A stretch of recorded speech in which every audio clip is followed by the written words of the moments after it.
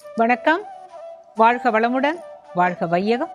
வையத்து மாந்தர் அனைவரும் வாழ்வாங்கு வாழ வேண்டும், வளமாக நலமாக வாழ வேண்டும், அதோட ஆரோக்கியமா இருக்க வேண்டும். பண்டிகைகளை எல்லாம் ஒன்று விடாமல் மகிழ்ச்சியா கொண்டாடணும்னு வாழ்த்துறோங்க. நம்ம நேத்து வரைக்கும் என்ன பார்த்தோம்? இந்த லலிதாங்கிறது யாரு? அது நேத்து பார்த்தோம் இல்லையா? இந்த பண்டாசுரனை அழிப்பதற்காக இந்த பண்டாசுரன் யாருன்னு பார்த்தோம். மன்மதனை சிவபெருமான் நெற்றிக்கண்ணால் நீராக்கினார். நீருன்னா சாம்பல். சாம்பலாக்க அதை சித்திரகர்மாங்கிறவன் எடுத்து அமிர்தத்தை துளிகளை போட்டு அதை பிசைஞ்சு ஒரு பொம்மை பண்ணி அதுக்கு உயிரை கொடுத்து, நீ 60,000 ஆண்டு காலம் ஜோராக ஆழ்வாய், மற்றவாளுடைய சக்தியெல்லாம் எனக்கு வரணும்னு அவன் கேட்டான், கொடுப்பேன்னுட்டார். அப்போ பிரம்மாவானவர் என்ன சொல்கிறார்? பண்ட பண்ட, இவனுக்கு போய் இப்படி கொடுத்துட்டாரே, ஷேம் ஷேம்னு அர்த்தம். இந்த பண்ட பண்டன்ன உடனே அவன் பேரே பண்டாசுரன் ஆயாச்சு. உண்மையில் அதுதான் பரமேஸ்வரனை எழுப்புறதுக்காக இப்படி ஒரு முறையை கையாண்டாம் பாரு, அதுவே ஷேம் தான் இல்லையா? அப்போது இந்த பண்டாசுரன் வலிமை வந்த பிறகு ரொம்ப அக்கிரமம் பண்ண ஆரம்பித்தான். அவனை யார் அழிப்பது? ஒரு பிரளயத்தை அழிக்க மகாவிஷ்ணு, மற்றொரு பிரளயத்தை முடிக்க பரமேஸ்வரன். இந்த காமிகா பிரளயம் அப்படின்னாக்க ஆசை என்பது வற்றி போய்விட்டது.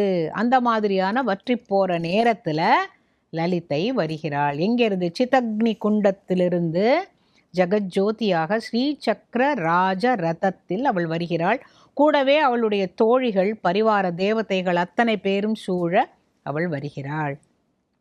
எதுக்காக வரா? பண்டாசுரனை வதம் செய்வதற்கு. ஆனால் அதற்கு முன்னதாக அவளுக்கு என்ன செய்ய வேண்டும் அப்படின்னு கேட்டாக்க, இந்த அஷ்டமி அன்னைக்கு அவள் வரும்பொழுது காமேஸ்வரனுடன் திருமணத்திற்கு ஏற்பாடு செய்ய வேண்டும் என்பதுதான் நியதி.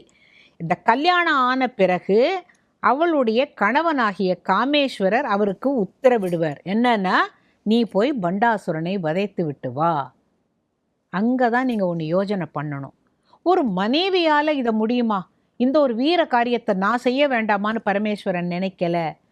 தனக்கு சரிசமமான சக்தி உடையவள் தன்னுடைய மனைவி. அது எல்லா தெய்வங்களும் நம்பினாங்க. பிரம்மன் சரஸ்வதியை நாவில் வைத்தார், மகாவிஷ்ணு மார்பில் வைத்தார், பரமேஸ்வரன் உடலில் பாதியை கொடுத்தார். நீங்கள் இதெல்லாம் தான் யோஜனை பண்ணணும். ஒரு வீட்டில் கூட ஒரு கணவன் நான் தான் வசத்தின்னு அவன் நினைக்கவே கூடாது. குடும்பமாகிய வண்டி ஓடணும்னா இது ஒரு சக்கரம் அது ஒரு சக்கரம் ஒழுங்காக போனால் தான் வண்டி ஒழுங்காக போகும். அதை புரிஞ்சுக்கணும். ஆண்கிறதுக்காக வசதி இல்லை, பெண்கிறதுக்காக தாழ்த்தி இல்லை. அதை புரிய வைக்கத்தான் தெய்வங்களே அப்படி சொல்லியிருக்கிறாங்க. இப்போ லலிதை வரா.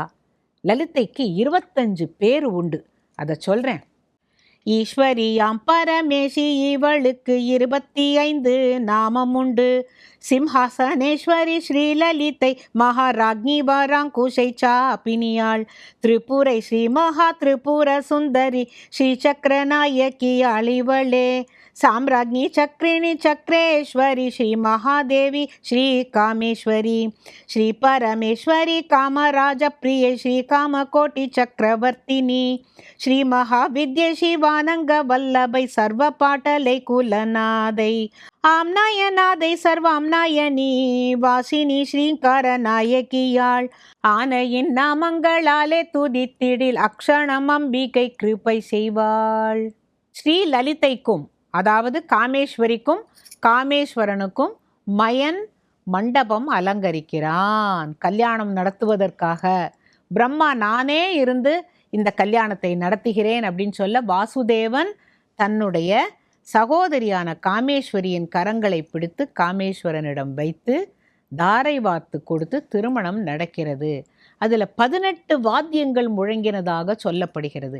எத்தனையோ வாத்தியங்கள் இருந்தாலும் அந்த காமேஸ்வரி திருமணத்தின் பொழுது 18 வாத்தியங்கள் முழங்க, தேவர்கள் ஜெயகோஷம் செய்ய அந்த திருமணம் அழகாக நடந்தது. அதுக்கு முன்னாலேயே காமேஸ்வரி கூப்பிட்டு கேட்குறா, தேவர்களே நீங்கள் எல்லோரும் இப்படி வாடி இருக்க காரணம் என்ன அப்படின்னு கேட்டபொழுது, இந்த மாதிரி மன்மதனே இல்லாததுனால எங்களுக்கு சாரம் இல்லாமல் நாங்கள் வெறும் சக்கையாகிவிட்டோம் அப்படின்ன பொழுது, அமிர்த தாரை போன்ற ஒரு அன்னையின் நோக்கு, அதை தான் நாம் புரிஞ்சுக்கணும்.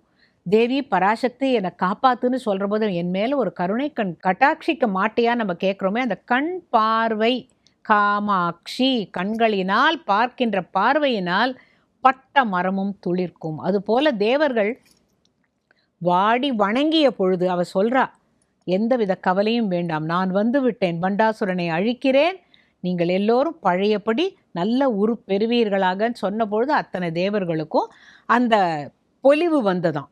இல்லைன்னாக்கா அவங்க அப்படியே வத்தி போய் இருந்தாங்க, அப்படியே எலும்பும் தோலும் ஆயிட்டாங்க. அப்படிங்கிறது தான் இந்த இதில் ரொம்ப அழகாக சொல்லியிருக்கும்.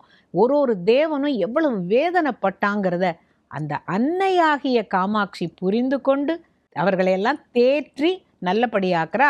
அதுக்கப்புறம் தான் கல்யாணம் நடக்கிறது. மீதியை நாளைக்கு சொல்கிறேன்.